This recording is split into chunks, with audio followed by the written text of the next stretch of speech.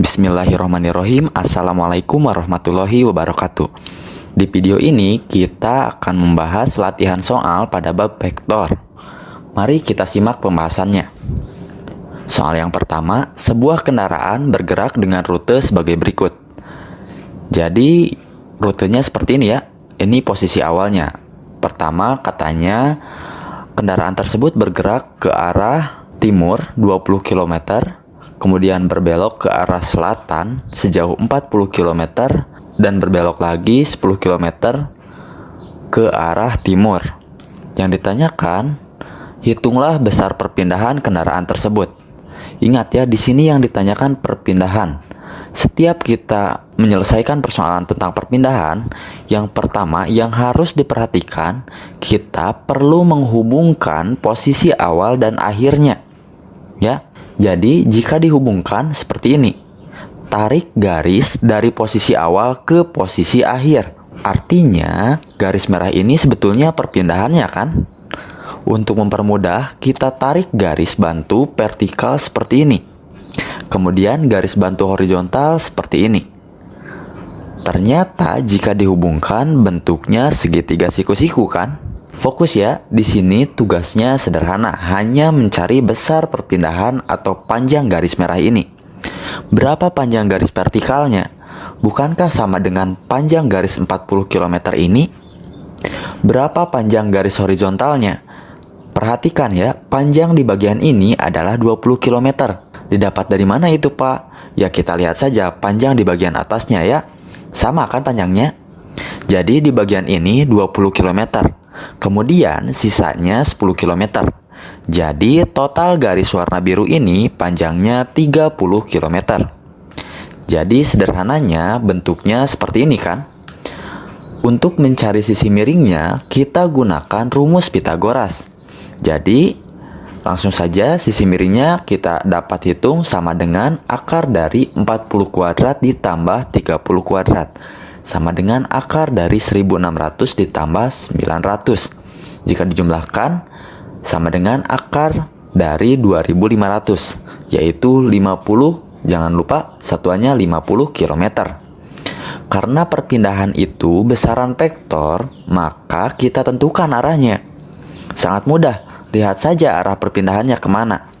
Di sini arahnya itu ke sudut kanan bawah ya. Perhatikan arah mata angin. Arah sudut kanan bawah itu adalah arah tenggara. Jadi perpindahan kendaraan tersebut adalah 50 km arah tenggara. Sebagai tambahan, jika ada yang bertanya, Pak, jika arah garis bantu yang diambilnya seperti ini, apakah diperbolehkan? Jawabannya, ya diperbolehkan ya. Hasilnya baik dari besar atau nilainya maupun arahnya pasti akan sama dengan cara sebelumnya. Seperti itu. Kemudian kita lanjut ke contoh soal nomor 2. Diketahui 3 buah vektor masing-masing digambarkan sebagai berikut. Jadi ada vektor F1, vektor F2 yang memiliki sudut 60 derajat dan vektor F3 yang memiliki sudut 30 derajat. Hitunglah nilai resultan ketiga komponen vektor gaya dalam arah sumbu X. Untuk mengerjakan soal seperti ini, vektor yang memiliki sudut kita biasakan uraikan dulu vektornya. Contoh, vektor F2 kita uraikan terhadap sumbu X dengan cara menarik garis dari ujung pangkal vektor ke sumbu X. Dan uraikan juga terhadap sumbu Y dengan cara menarik garis dari ujung pangkal vektor ke sumbu Y seperti ini. Jadi hasil vektor F2 searah sumbu X disebut F2X dan hasil vektor F2 searah sumbu Y disebut sebagai vektor F2Y. Kemudian kita uraikan juga untuk vektor F3 untuk yang searah sumbu X disebut F3X dan yang searah sumbu Y disebut F3Y. Sampai di sini kita telah berhasil menguraikan vektor-vektornya. Kemudian fokus pada apa yang ditanyakan. Yang ditanyakan itu vektor gaya dalam arah sumbu X. Jadi kita hanya meninjau pada sumbu X-nya saja, yang di bagian ini. Untuk yang sumbu Y kita boleh abaikan saja. Jadi vektor gaya dalam arah sumbu X adalah Fx. Kemudian kita lihat, ada vektor apa saja yang berada pada sumbu X. Ternyata ada vektor F1 yang arahnya ke kiri, vektor F2X, dan vektor F3X yang arahnya ke kanan. Jadi hanya ada 3 vektor saja yang perlu ditinjau. Maka untuk mencari Fx, kita jumlahkan saja vektor-vektor yang ada pada sumbu X, yaitu Fx sama dengan negatif F1. Kenapa negatif? Karena arahnya ke kiri ya. Ditambah F2X, ditambah F3X. Kemudian kita dapat menjabarkan vektor F2X dan vektor F3X. Bagaimana caranya, Pak? Caranya lihat apakah vektor tersebut mengapit sudut atau tidak. Ya, sekali lagi, caranya lihat apakah vektor tersebut mengapit sudut atau tidak. Contoh, lihat di sini ada vektor F2X. Ada juga vektor F2Y. Di sini yang mengapit sudut itu vektor F2X. Ingat, di video pembahasan materi vektor yang mengapit sudut itu kita kalikan dengan kosinus atau cos ya. Begitupun untuk vektor F3X juga mengapit sudut kan? Maka jika dijabarkan hasil negatif F1 ditambah F2 cos theta ditambah F3 cos theta.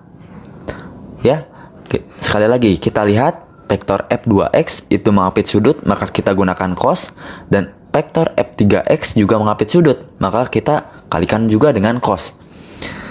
Kita masukkan saja angkanya, jadi seperti ini ya. Ingat, nilai cos 60 itu setengah, dan nilai cos 30 itu setengah akar 3. Seperti itu. Sampai di sini kita belum sedikit pun menghitung penjumlahan, pengurangan, perkalian. Ya, hanya memasukkan saja. Nah, baru di sini kita ada perhitungan sedikit untuk mencari hasilnya. Jadi, jika kita kalikan dan jumlahkan, hasilnya negatif 10 ditambah 15 akar 3. Jangan lupa satuannya itu, satuan gaya adalah Newton. Jadi seperti itu ya, contoh soal nomor 2. Kemudian contoh soal nomor 3. Sebuah kendaraan bergerak lurus ke barat sejauh 10 meter, kemudian berbelok 12 meter ke arah selatan, dan berbelok lagi 15 meter ke arah timur. Hitunglah besar perpindahan yang dialami oleh kendaraan tersebut. Seperti itu ya. Biasakan jika bertemu soal seperti ini yang menceritakan pergerakan, mau ke barat, timur, selatan, utara, yang ada soal cerita, maka kita gambarkan dulu gerakannya supaya lebih mudah. Misalkan posisi awalnya di sini. Di soal katanya kendaraan bergerak lurus ke barat 10 meter. Kemudian berbelok 12 meter ke arah selatan. Dan berbelok lagi 15 meter ke arah timur. Jadi jika digambarkan seperti ini ya. Karena yang ditanyakan perpindahan, maka kita hubungkan dulu posisi awal dan akhirnya. Itu kunci mengerjakan perpindahan. Kita pindahkan vektor ini ya, yang panjangnya 12 meter. Kemudian, jika dilihat bentuknya segitiga siku-siku kan, sisi tegaknya sudah ada. Sedangkan sisi horizontalnya kita bisa cari dengan cara, misalkan, panjang panah hijau kan 15 meter. Sedangkan panjang bagian alas ini saja adalah sisa dari 15 meter dikurang 10 meter. Hasilnya 5 meter. Kemudian jika kita cari Pitagorasnya, didapat hasilnya seperti ini. Dan hasil akhirnya 13 meter.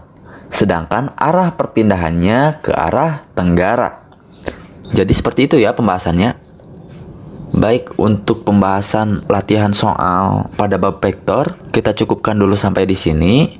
Mohon maaf atas segala kekurangannya. Terima kasih. Tetap semangat belajarnya. Wassalamualaikum warahmatullahi wabarakatuh.